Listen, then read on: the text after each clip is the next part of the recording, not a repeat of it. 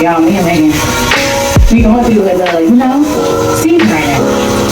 Hello, my beautiful people. Welcome back to Mental Moments. I am Lisa Coleman. I have my degree in psychology, and I've been in the mental health field for about 25 years. So yes, this is part 4 of evaluating and analyzing episode 59 of Know For Sure, called Let's Be Honest. And when I tell you guys, this one is a doozy. So let's just dig right in. One of the biggest takeaways from our conversation was you feel like you were needing to do something that I appreciate,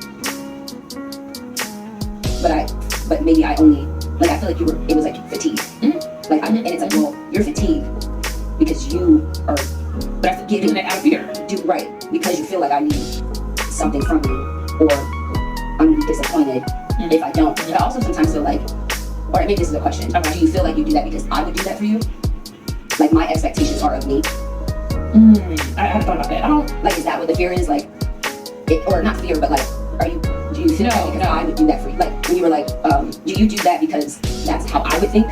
Because you know me, I'm like, what's the options? You know how I am. I'm thinking A through B. Right, maybe. And I'm like, well, I know that I'm that way. Right. I don't expect you to be that way. Now, Megan says the biggest takeaway she got from the conversation was that it seems as if B. Simone was doing things for her because she felt like she needed to, and that Megan Ashley would have been disappointed if she didn't. But Megan Ashley stated that B. Simone seemed to have been doing it out of fatigue.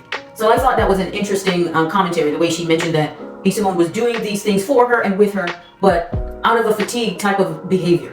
That statement right there was very clear. B. Simone had been doing things for Megan Ashley in order to appease her.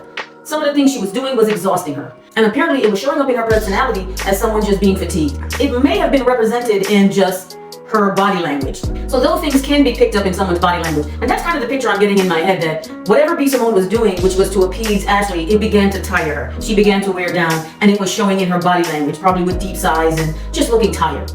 Now, one of the questions that Megan Ashley asked B. Simone was, did you do these things, which is things, we don't know what these things are. Some of the things that you're doing and that you have done for me, are you doing it because that's what I would do? Because that's not what I would expect of you. It is not an expectation of me that even though I conduct myself this way, you don't have to conduct yourself in the same way. So I thought that was an interesting question that she posed. Right, but I think you acquire that. You get what I'm saying? When people show up for you in that way, it works better for you. In what way? I think that for you, that is a better friend for you. Well, that show up in that way. The way that I've been trying to always there to show up. You know what I'm saying? Like you said, forward thinker. Having all your ducks in a row, crossing your T's, dotting your I's. You know, you do think that way, but I think you also appreciate a friend that shows up in that way. Yeah, I think I appreciate it, but I also don't expect it because I don't believe that that's everyone's gift.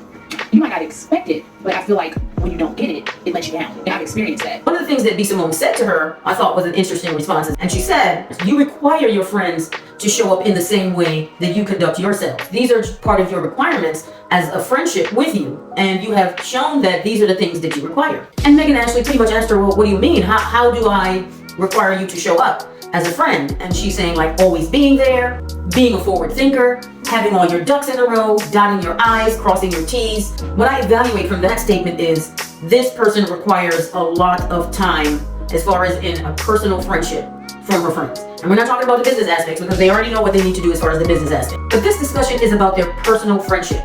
And what I got from that, what B. Simone mentioned, was always being there, always showing up, being a forward thinker. And being a forward thinker, I gather she meant you should be always thinking of me, always thinking what I want, always thinking about my needs, always thinking about what would make me happy, what would please me, what would strengthen the friendship. You should always be having me in the forefront of your mind. And that's kind of what I took away from that. And according to B. Simone, she said that these are the things that she has been trying to do and was letting Megan Ashley know that these are your requirements and these are your expectations. Now, Megan Ashley says, hey, no, I don't expect you to do any of that. That's a me thing. That's who I am. And B. Simone says, I know you say you don't expect that, but if it's not done, you are disappointed or you're saddened or you're bothered by it. So although she's saying one thing out of her mouth, B. Simone is saying your actions is saying something else. So that is it of part 4. So stay tuned for my next video. I will be posting. Please make sure you like, subscribe, and ding that bell, guys. I'm trying to increase my followings. I have a lot more videos to come. Please stay tuned so that way you can be notified when I post my next video. Toodles!